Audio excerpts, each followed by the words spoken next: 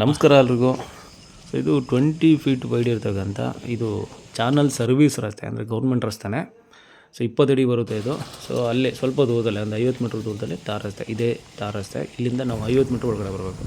ಅಲ್ಲಿ ಎಂಡಲ್ಲಿ ಕಾಣಿಸ್ತಾ ಇರೋದು ವಿಲೇಜು, ಇದು ಬಸ್ ಓಡಾಡ್ತಕ್ಕಂಥ ಮೇಯ್ನ್ ರೋಡು. ಸೊ ಆ ತಾರ್ ರಸ್ತೆಯಿಂದ ಎರಡನೇ ಪ್ರಾಪರ್ಟಿ ಅಷ್ಟೇ. ಸೊ ಈ ಮೊದಲನೇ ಪ್ರಾಪರ್ಟಿ ಬಂದ್ಬಿಟ್ಟು ನೋಡಿ, ಈ ತೆಂಗಿನ ತೋಟ, ರೇಷ್ಮೆ ಬೆಳೀತಾ ಇದ್ದಾರೆ. ಇದ್ರ ಪಕ್ಕದ ಜಾಗ, ಅಂದರೆ ಒಂದು 20 ಮೀಟ್ರ್ ಒಳಗಡೆ ಬರೋಕ್ಕೆ ನೀವು.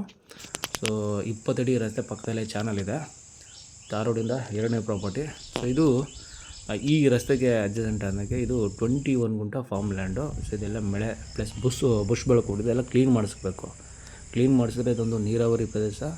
ಸೊ ಬ್ಯಾಕ್ ಸೈಡ್ ನೋಡಿ ಮನೆ ಕಾಣಿಸ್ತಾ ಇದೆ, ಅದು ವಿಲೇಜು. ಸೊ ಇದು 21 ಗುಂಟೆ ಇದ್ದು 18 ಗುಂಟೆ ಆಟಿಸಿ, ಬಟ್ 3 ಗುಂಟೆ ಖರಾಬ್ ಬರುತ್ತೆ. ಸೊ ನೀರಾವರಿ ಪ್ರದೇಶ ನೋಡಿ, ಕ್ಲೀನ್ ಮಾಡಿಸಿ ಇವರೆಲ್ಲ ಭತ್ತ ಬೆಳೀತಾ ಇದ್ದಾರೆ.